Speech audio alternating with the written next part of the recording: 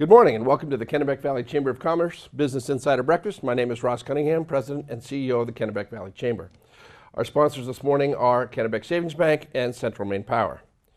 As we meet with businesses throughout the region, we're often struck by the fact that they're looking for help. They're looking for qualified individuals. They're looking for people with the right skill set to work in their businesses. At the same time, we have professionals out there who are looking for work. And there's always a question as to how do you mend these two people together and meld them and get them connected. Often overlooked solution lies in the community college system. Our guest today is Dr. Richard Hopper of the Kennebec Valley Community College. He's been there for about 4 years now, and he will talk to us about some insights and successes of programs designed to meet this need. Dr. Hopper. Thank you, Ross. Thanks, everybody, and good morning. I see some friends here and some colleagues that I've been working with quite a bit. I see some competitors. And I'm very happy to be invited to talk to you about Kennebec Valley Community College, the community college system, and what it is we do for the workforce, but also to give you an update on some data and information about who we are, how we operate, and what we look and feel like to our region. Kennebec Valley Community College is one of 7 community colleges in the state of Maine. The others you probably know: York County, Washington County, Northern Maine, Southern Maine. They're all over the state. We cover 3 counties officially. Somerset County is where we're seated in Fairfield, but we also cover Kennebec County and Knox County. These are our 3 official counties. So this area is my catchment area. Augusta is very important to us, and the whole corridor up 95 and outward all the way to the coast to Rockland. So that's very important. And we sometimes reach our tentacles into my colleagues' territories, such as Central Maine Community College that covers Franklin County, especially where we have unique programs. And that can be very important for workforce development. So there are 7 community colleges. 5 of the community colleges have dorms, 2 do not. KVCC is one of the colleges that does not have a dorm, which I find to be problematic for the long term. So my hope is that we will eventually be building a dorm in the next few years. I just need to find financing to do that. I think that will really make a big difference in our ability to attract people to the region, especially for the unique programs we have that are not offered anywhere else. I was recently told that I should speak as though I'm talking to 8th graders. And I actually disagree with that. I tend to talk and give lots of data and information and numbers so that you get a better sense of the college and the system. And so I will elevate the discussion a little bit, and I'm sure you guys can handle it just fine. KVCC has about 2,400 students registered for degree programs. Now I'm going to be talking to you about 2 different sides of the college. Talking about what you see in our course catalog, which talks about our degree programs. Most of you understand associate's degrees and certificates. But then we have a whole other half of our business that does non-degree, non-credit, which I find negative terms. It's more professional development and business and industry support.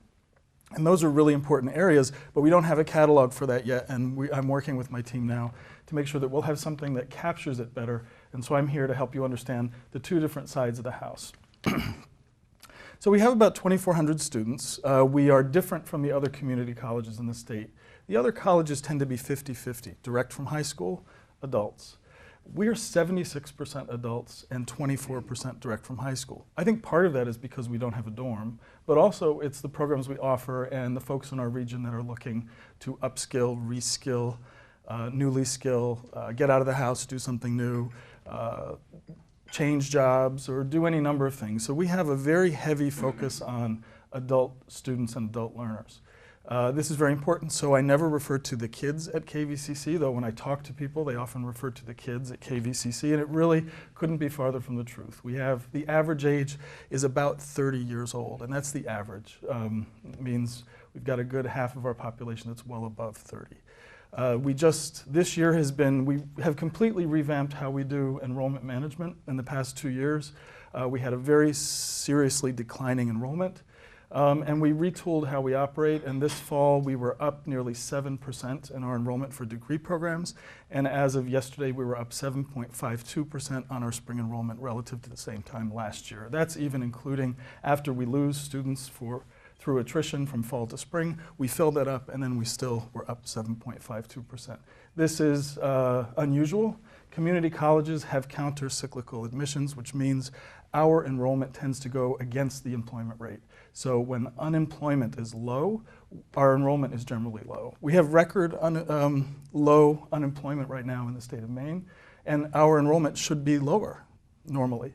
But for some reason, we've changed how we do business, and I think people are seeing the value proposition that KVCC represents. And this is a very important detail.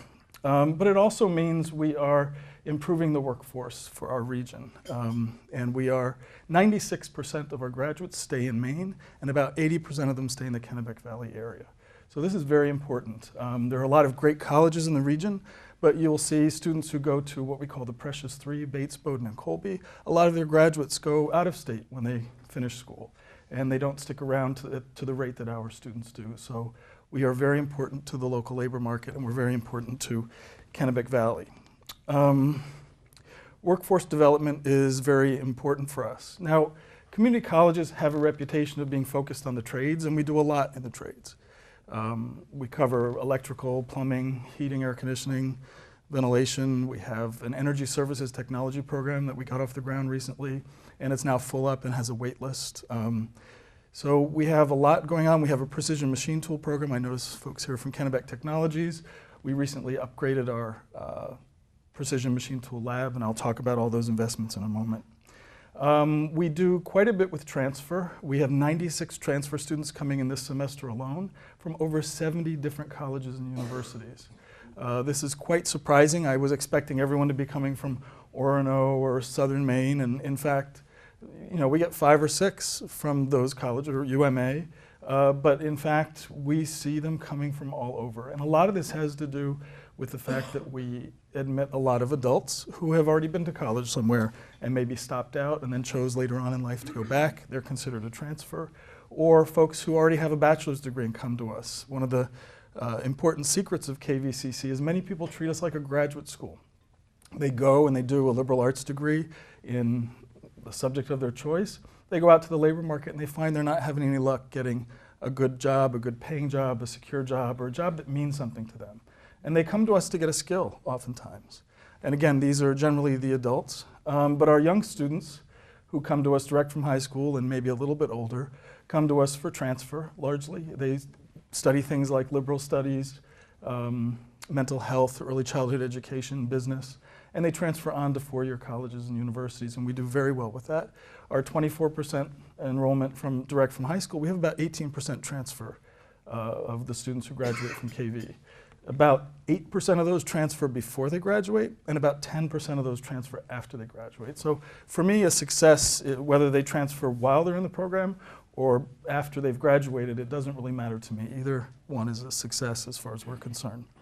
And these students go on to a lot of wonderful universities. Again, it's dominated by UMA, UMO, USM, Farmington, but we have a lot going to Thomas and Hudson. And this year we have a student admitted to Colby. He just started this semester. And we have another looking to transfer to Colby or MIT. So the range of where people go to from KVCC is vast. And it's very hard to pigeonhole the community colleges. I think people are very surprised. They come to us and they remember this as KV VTI, as a vocational technical institute. And I think this old impression of the institution is quite dated. And I really encourage all of you to make an appointment with me. Come visit. I'll show you around, and you'll see just how dramatically it's changed. And I'll talk about those changes and investments in a moment. One thing you've heard recently from the President of the United States and from many political candidates is this concept of free community college. I think the little secret in our state is that in Kennebec County in particular, the vast majority of students who come to KVCC already come for free. What this means is we have access to generous financial aid packages from the federal government, from the state, and from the private KVCC Foundation. Our small foundation has an endowment of $4 million, and we use that endowment to support scholarships and a few other things, including expanded work study on campus, so students who are studying at KV can work on campus, and we can help pay their hourly rates while they're working there. So this is a very important part of KVCC. Everyone's talking about crushing student loan debt and the price of college. KVCC is about just over $3,000 full-time for a year of study, and that's the sticker price. And this is a very important thing to remember. Very few people pay that sticker price. Of the students who applied for financial aid in 2014, 80% of them at KVC, 79%, excuse me, qualified for a Pell Grant. A federal Pell Grant for a full-time student is valued at $5,750. You do the math. It's ninth grade. So so if you figure that tuition and fees is probably $4,500 and you receive a Pell Grant for $5,750, you get a check back for the remainder, and you can use that to pay for your books and other things. Many of our students need to pay for heating oil or natural gas. I think I heard some of it was here. Or put tires on the car, or do any number of things. A lot of our students have families of their own, children. Some have multiple children. 3, 4, 5 kids is not uncommon.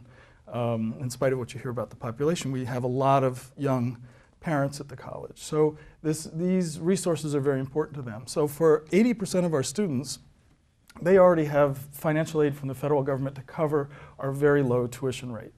Then we have state grants and other programs through the state of Maine that cover maybe another 6 or 7% of our students. And then we have about 4 or 5% of our students who receive grants from the KVCC Foundation.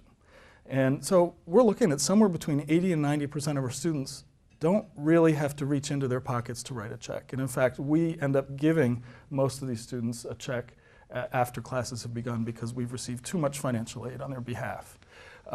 This does not cover the cost of attendance at KVCC. So that's the sticker price. What it costs me as a CEO of the institution, or what it costs the institution to educate a student in a degree program at KV is about, we've estimated it to be, we've teased out some things that distort the actual cost. It's about $14,900, about $15,000 out of our budget that is required to educate one full-time student at KVCC. So you're getting a $15,000 a year education for $4,000 some odd dollars tuition and fees, and for most of the students, they're not even paying that. So you're essentially getting the best value for money in higher education that you can get anywhere.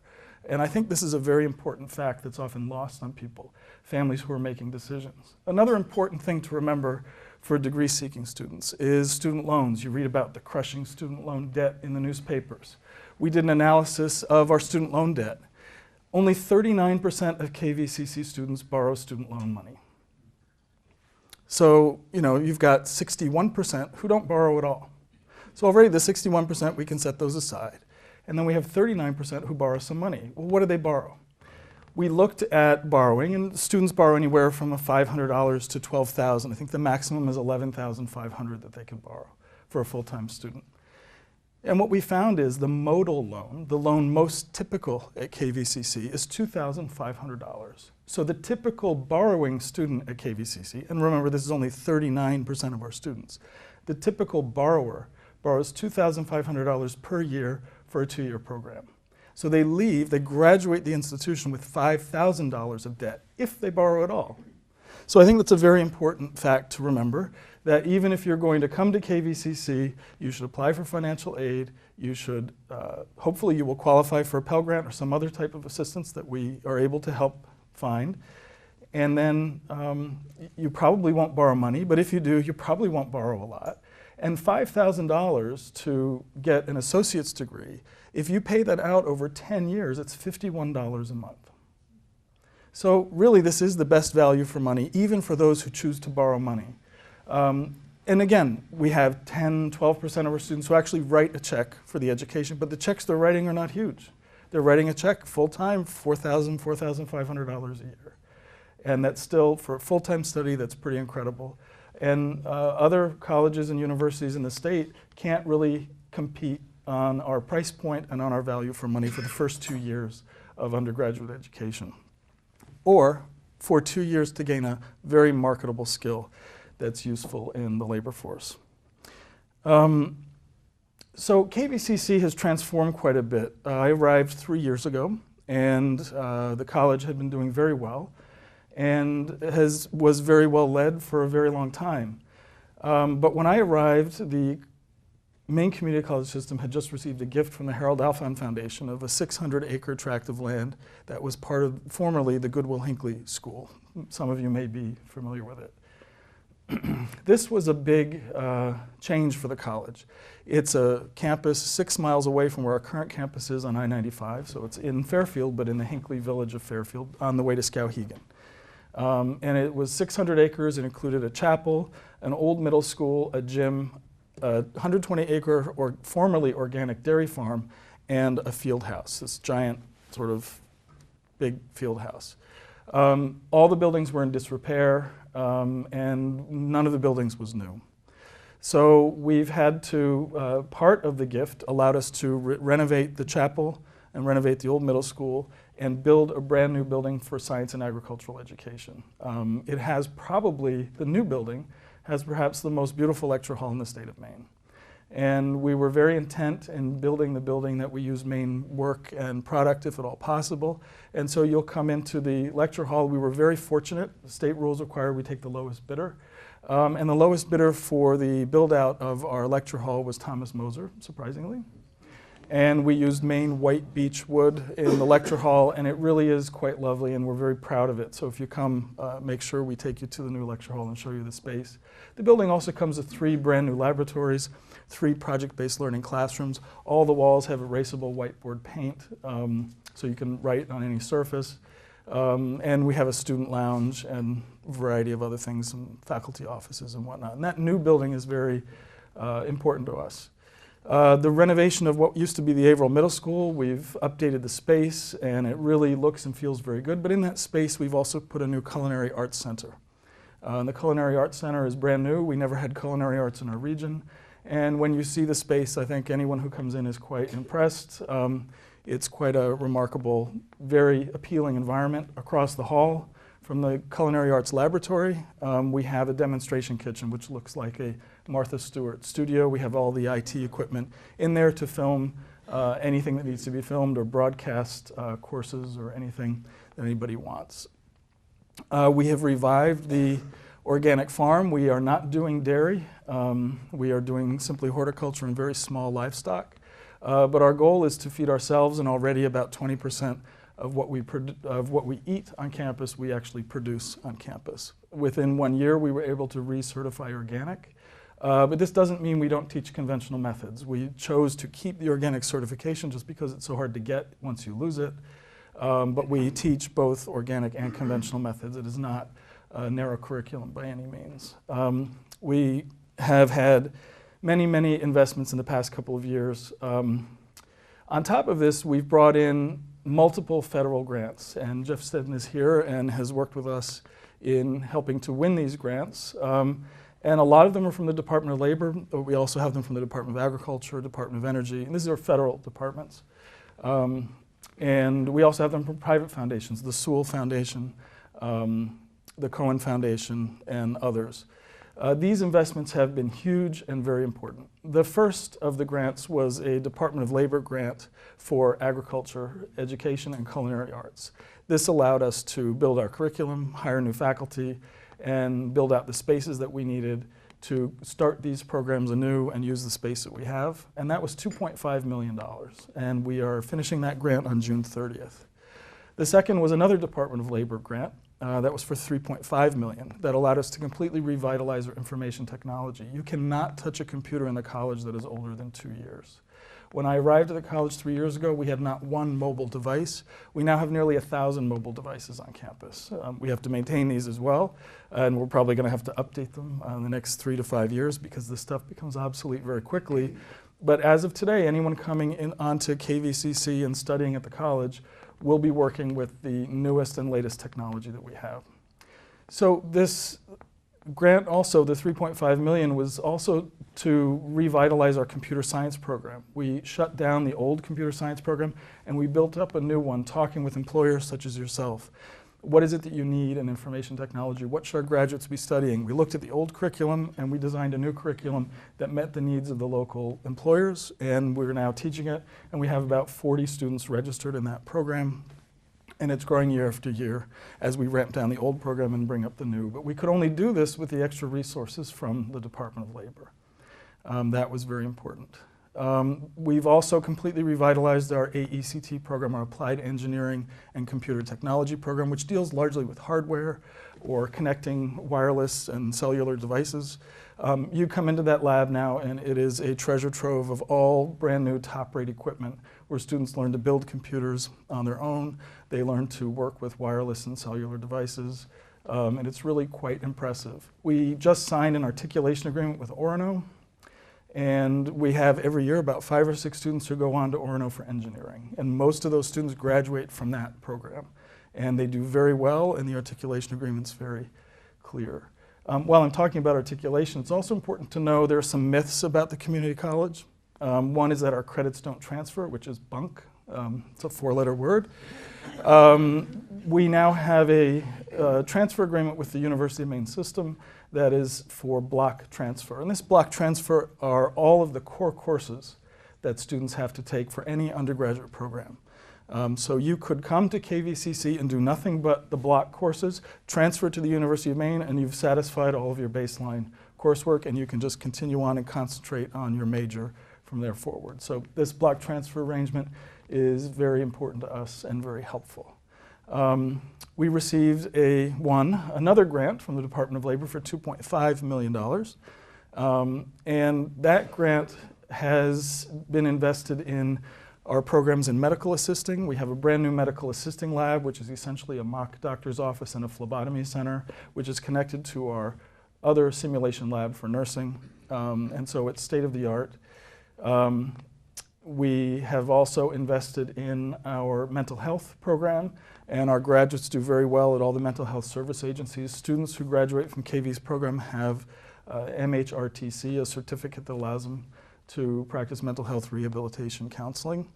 And Kennebec Behavioral Health, I don't think anybody here is from KBH, but they absorb a lot of our graduates, as do other mental health institutions. And our graduates go on oftentimes to study psychology at the bachelor's and master's level. And the third portion of the grant was focused on reintroducing carpentry and construction to the Kennebec Valley education at the higher level. And we have invested in this giant field house, which is basically a hockey rink. And we've split it in half. And one half is for electrical line worker, which I'll talk about in a moment. And the other half is for timber frame carpentry. It's essentially a carpentry lab where people can learn stick building, but we are currently training folks in timber frame construction, building without the use of nails or screws or anything. And it's been quite remarkable. They've built their first structure, and the building is large enough to actually raise a barn indoors. So we have a unique space, probably the largest carpentry lab in the northeastern United States for a community college or any higher education institution. It's quite impressive. We will get our certificate of occupancy within the next 2 weeks. We already have a temporary C of O, but the building should be finished up in about 2-3 weeks. On the other half of that building is our electrical line worker program, which people know. We're the only electrical line worker program in New England. It's generally full up. People need a commercial driver's license permit in order to get admitted to the program, because they do have to drive the bucket trucks and the drilling trucks and the diggers. And we need to make sure that they have at least not necessarily the full license, but at least the permit, because they can drive with a licensed driver alongside of them. So the other half of this field house is now going to be an indoor pole yard. You may have seen our pole yard on I-95, where students learn to string wire and do all the work that electrical line workers do, particularly after a storm, those of us who are familiar with them. But now we actually have an indoor facility where when it's 30 below zero, they can actually go and continue training, and we have a safe, dry place to park our trucks and all of that stuff. That's very important. And so this facility is new and special, especially since we're the only providers of this sort of education in New England. We've won other grants for early childhood education, which is very important, and we are now revamping our curriculum and started working with Educare to make sure that we have early childhood education that includes the whole family, not just educating educators to work with children, but to work with whole families and to integrate outdoor education, healthy eating, and wellness. Because in our region we have very high rates of obesity and other health outcomes that are not very favorable. So we're trying to retool our program so it meets those needs. And we're working with Maine General on developing work in wellness for adults as well. So we'll combine early childhood, families, culinary arts, and the organic farm together to have some really interesting programming. There's other grants and other monies that have come in, other projects and things that have happened. But if you come to the new campus or if you see the old campus, our Precision Machine Tool Lab has all new computerized CNC machines that our students are being trained on thanks to grants from the town of Fairfield and the state of Maine and the federal government and the bond. Thank you very much, voters, for the bond. Now, all of this is very nice. People think, oh, you must be flush with cash. For those who understand budgets, they'll understand that this is capital investment, and this is capital investment for the future, capital investment for our workers, and that's very important, but it is not operational money. And we are in a service industry. We provide a service of education. And so very, very important to us, although we have all of this fancy, new, wonderful stuff, what's very important to us is support from the state, the legislature, and the tuition that we collect. Those two pieces of revenue for us are vital. And if they dip even just a little bit, we get quickly into trouble. The Maine Community College system differs from the University of Maine system in that we must submit a balanced budget every year. We have never operated in the red, and I'm very proud of that. And each year we have to make very difficult decisions to operate at precisely zero. And this is a tough balance, but we've been able to do it for a long time. It's getting more and more difficult as pension costs increase and as health care costs increase, and we're seeing this part of our ledger going up. And it's putting us in a precarious position over time, and we're probably going to struggle with that for a while. So again, whatever the legislature helps provide us and whatever tuition we collect are the two key pieces that keep our service industry afloat. I have 2 more minutes, and now I'll get to the focus of my talk. The other important thing is for all of you guys to know is that we have another half of our house that's not non-credit, that is professional development. We work with businesses and industry to develop customized training programs all the time. We have access to Maine Quality Center grants. When I first arrived, I didn't know what a Maine Quality Center was. I kept looking for the building. I wanted to know, where's this center? And it's not a center, it's a grant facility. It's basically resources that we can tap into from the state. So if we work with you as employers, we co-design whatever sort of educational intervention you need for your employees or for new hires. We can get resources from the state to cover those costs oftentimes.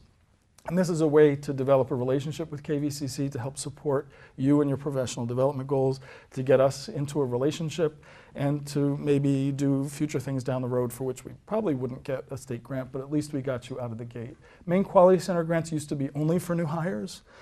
Today they are now for new hires and incumbent workers. So if you have worker training needs, and this can be soft skills, this can be computer, Excel, Word, it can be any number of things. We can put together a program for you, and we can, it can be 1 week, 2 weeks, it can be 3 months, 6 months. And we do this with Mid-State Machine in Winslow. They wanted aluminum welders, and we did a 3-week program with their active welders who work with them to learn how to weld with aluminum, which I understand, I've never done it, is different and requires different skills and different knowledge. So these are the sorts of things we've been able to do. And if we don't have sometimes the software, hardware, or tools needed on campus, the grant will help us purchase those things so that we can do the training on campus, and you don't have to supply us with anything new. So there are all kinds of ways to do business and industry training, professional development, if you work with us. And my sense is we don't see enough of you guys coming, knocking on our doors and asking, what can we do together? How can you help us? We have a need. We don't have the resources to train people. We're eager to hire 10 more people, but the people we're getting, the applicants we're getting, don't have the skills. And we can help you either build a new pool of workers, or we can help you train the folks you already have. So we've got a lot of possibility, and I open the floor to questions to the extent that I have a minute left. Thank you, Ross. Thank you. So thank you to Dr. Hopper for being here today. And please join us next month at our Business Insider Breakfast to discuss ranked choice voting.